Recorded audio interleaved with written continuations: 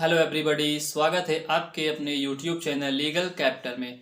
दोस्तों, हम इस चैनल पर आए दिन कानूनी जानकारी से रिलेटेड एक ना एक नया वीडियो लेकर के आते रहते हैं। तो दोस्तों, आज हम बात करेंगे समन के बारे में, मतलब न्यायालय के समन के बारे में। न्यायालय का समन क्या होता है? एक्चुअली जब किसी व्यक्ति के यहाँ या किसी अभियुक्त के यहाँ जो है किसी मामले में समन आता है तो वो काफ़ी घबरा सा जाता है। जबकि समन कोई गिरफ्तारी वारंट नहीं है, समन अलग होता है, वारंट अलग होता है। लेकिन उस समन को देख करके कई व्यक्ति जो है वो घबरा जाते हैं। तो दोस्तों, आज हम बात करेंगे उसी समन के बारे में कि समन जो है किसके द्वारा जारी किया जाता है और समन में क्या क्या चीज़ महत्वपूर्ण होते हैं जो उसमें लिखे रहते हैं, जो हमको देखना चाहिए। जब मतलब अगर हमारे घर समन आता है तो उस समन में हमें वो विशेष रूप से देखना चाहिए।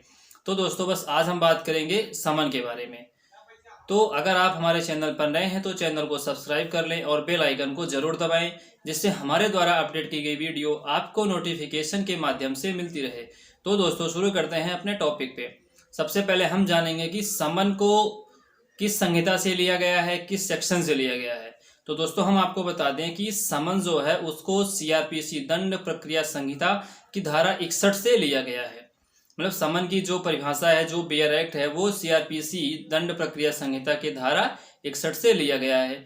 तो हम सबसे पहले आपको बेयर एक्ट में बताएंगे, जो बेयर एक्ट में लिखा गया उसको हम आपको पढ़ेंगे।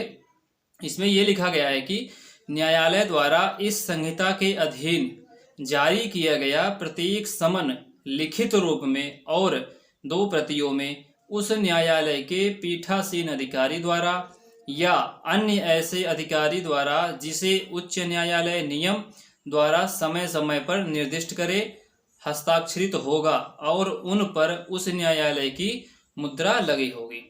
तो सबसे पहले हम आपको बता दें कि समन की जरूरत क्यों पड़ती है, न्यायालय समन कब क्यों भेजता है। मतलब यदि कोई अभियुक्त है, कोई पर्सन है, वो किसी मुकदमे किसी मामलों में उसके खिलाफ कोई मामला चल रहा है या किसी मुकदमा में वो नामित अभियुक्त है, तो समन इसलिए भेजा जाता है कि वो अभियुक्त को बुला करके उसको उत्तर दे। मतलब अभियुक्त को बुला करके उसके ऊपर जो आरोप लगा है वो अपने आरोप में सफाई दे कि मैंने ये अपराध किया है, मैंने ये अपराध नहीं किया है। इसलिए जो है न्यायालय द्वारा समन भेजा जाता है। तो दोस्तों, हम आपको समन की परिभाषा बताते हैं कि समन की परिभाषा से आपको क्लियर हो जाएगा कि समन की जरूरत क्यों पड़ती है। समन की परिभाषा में हम ये बताएंगे आपको कि किसी अभियुक्त व्यक्ति, मतलब कोई किसी अभियुक्त व्यक्ति के मामलों में समन का यह तात्पर्य होता है जो उस व्यक्ति को किसी प्राधिकृत व्यक्ति द्वारा न्यायालय के समक्ष उपस्थित होने के लिए आहूत करना है। मतलब कोई अभियुक्त है, उसको उपस्थित होने के लिए किसी व्यक्ति द्वारा सूचना पहुंचाना, उस समन को पहुंचाना न्यायालय में उपस्थित होने के लिए। और किस लिए उपस्थित होने के लिए कि वो जिससे वो मतलब किस लिए उपस्थित होना है उसको न्यायालय में, जिससे वह अपने अपराध में उसके ऊपर जो आरोप लगे हैं उसका उत्तर वो दे सके। और समन का तात्पर्य न्यायालय के उस आदेश से है जिसमें न्यायालय के आदेश द्वारा एक निश्चित दिनांक, मतलब एक निश्चित तारीख होगी, एक निश्चित समय होगा और जगह मतलब स्थान का नाम उसमें लिखा होगा। एक न्यायालय के आदेश से जो है एक निश्चित दिनांक, एक निश्चित समय और स्थान के बारे में उल्लिखित होगा। यह एक ऐसी आदेशिका है जिसके द्वारा किसी व्यक्ति से न्यायालय में उपस्थित होने की अपेक्षा की जाती है। तो किसी भी न्यायालय से समन इसी बारे में भेजा जाता है कि वो न्यायालय में उपस्थित आकर अपने आरोप का उत्तर दे। ये हो गया। अब हम जानेंगे न्यायालय में क्या क्या महत्वपूर्ण होते हैं जो हमें जानना जरूरी होता है। मतलब आपके घर अगर सम्मान आता है तो आप उसमें क्या क्या चीज इंपॉर्टेंट होते हैं जो आपको देखना चाहिए, पढ़ना चाहिए।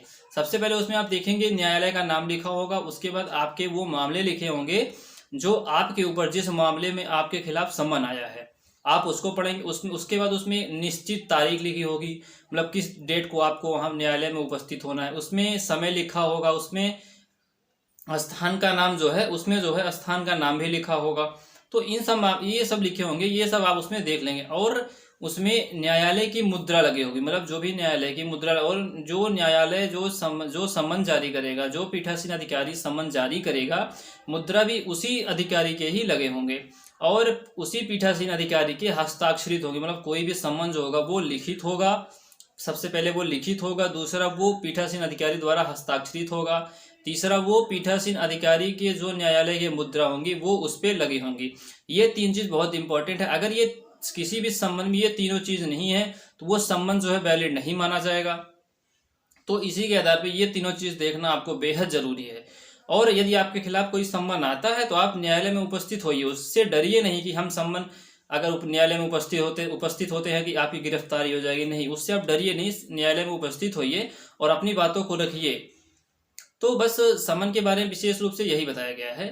समन का सीधा मतलब है कि विचारण के समय अभियुक्त जो है न्यायालय में उपस्थित हो, अपनी बातों को रखे, बस। इससे अलावा उसमें कोई डरने की बात नहीं है। तो उम्मीद है कि आपको समन के बारे में समझ में आ गया होगा। अगर आपको हमारा यह वीडियो पसंद आया है तो चैनल को लाइक करें, शेयर करें और सब्सक्राइब करें। धन्यवाद, मिलते हैं नेक्स्ट वीडियो में।